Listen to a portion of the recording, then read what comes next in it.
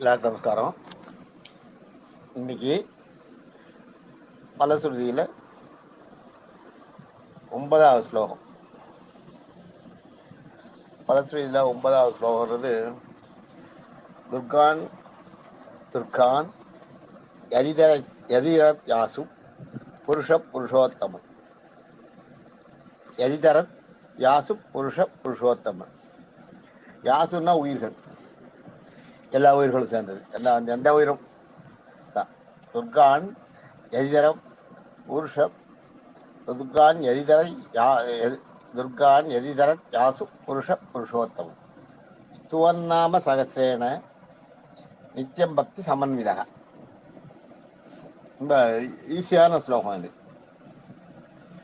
ரொம்ப ரொம்ப சாதாரண விஷயம்தான். ஆனால் நடைமுறை வாழ்க்கையில நமக்கு இருக்கிறது. அதுதான் சொல்லியிருக்காங்க. துர்கான்னா துன்பங்களில் மோசமானது. துர்னா மோசம், கான்னா துன்பம். துர்கான்னா மிகவும் மோசமான துன்பங்கள். அதுதான் துர்கான். யதினா மனிதனுக்கு வரக்கூடிய முக்கியமான மோசமான துன்பங்கள். யதி தர மேலும். யாசுன்னா உயிர்கள், மற்ற உயிரினங்கள். யாசுன்னா மற்ற உயிரினங்கள். துர்கான் எதிதரத் யாசு, மற்ற உயிரினங்களுக்கும். புருஷன்னா நிர்வாகின்னு அர்த்தம். இடத்துல புருஷோத்தமக, சிறந்த நிர்வாகியாக. அதாவது மனிதர்களுக்கும் மற்ற உயிர்களுக்கும் இந்த மோசமான துன்பங்களை நீக்கிடும் புருஷோத்தம், அதாவது சிறந்த நிர்வாகியாக பகவான் இருப்பாராம். நிர்வாகியாக இருப்பவர் யாருக்கு இருப்பாரு யாரு? அதாவது நிர்வாகியாக இருப்பாராம். உயிர்களுக்கும் வருகின்ற மிக மோசமான துயரங்களையும் கஷ்டங்களையும் போக்குவதற்கு நிர்வாகியாக இருப்பார். யாரு? புருஷோத்தமன் தான் நம்ம ஸ்ரீமன் நாராயணன். எப்ப யாருக்கு இருப்பார்? எல்லா உயிர்களுக்கும் இல்ல. ஸ்துவன்னா துதிப்பவன், நாமனா பகவான் நாமம். சகசிரேன 1000, பகவானுடைய 1000 நாமத்தை துதிப்பவன். அப்படி நித்தியம் தினம் அனுதினம் பக்தியுடன் சமன்விதகா. ரொம்ப அப்படியே வார்த்தைக்கு அப்படியே அர்த்தம். அவ்வளவுதான். சமன்விதகா கூறி சமர்ப்பிக்கிறானோ அப்படி. இதை அப்படியே முன்னாடி போட்டு பின்னாடி போட்டீங்கன்னா தேவைப்படும். ஸ்தோன்னாம சகசிரேன நித்தியம் பக்தி சமன்விதகா துர்கான் எதிதாசு புருஷோத்தமா அப்படி போட்டீங்கன்னா தேவைப்போச்சு.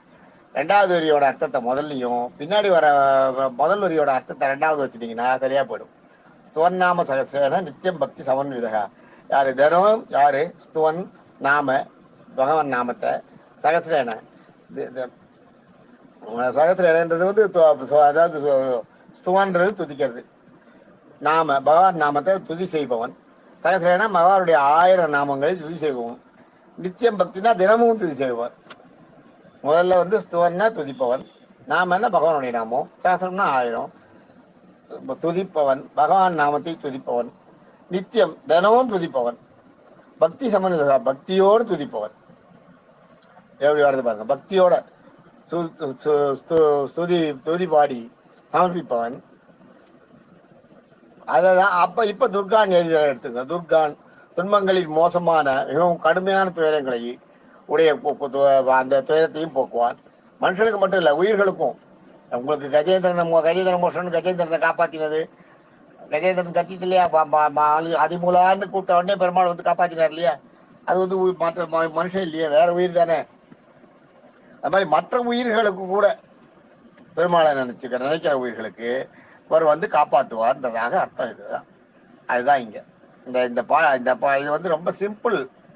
இது ஸ்லோகம். ஆனா விஷயம் நிறைய இதுல இருக்க விஷயம் இதுதான். யார் பக்தியோட பகவான் நாமத்தை சமர்ப்பிக்கிறானோ, அதாவது பகவான் நாமத்தை பக்தியோட யார் ஒருத்தன் துதி செஞ்சு 1000 திருநாமங்களையும் தினமும் துதி செய்து பகவானுக்கு சமர்ப்பிக்கிறானோ, அவனுக்கு வரக்கூடிய மோசமான கஷ்டங்களையும், அவனுக்கு மட்டும் இல்லை, அந்த மாதிரி பகவான் நாமத்தை துதி செய்யற உயிர்களுக்கு கூட வருகின்ற கஷ்டத்தை போக்கி அவர்களது இந்த வாழ்க்கையிலே அவர்களை நிர்வகித்து அவர்களுக்கு மோட்சத்தை கொடுப்பதற்கு சிறந்த நிர்வாகியாக பகவான் விளங்குவார்னு அர்த்தம் இது. அதாவது இந்த பாடலுக்கு இந்த ஸ்லோகத்துக்கு அர்த்தம் தான். தேங்க்யூ.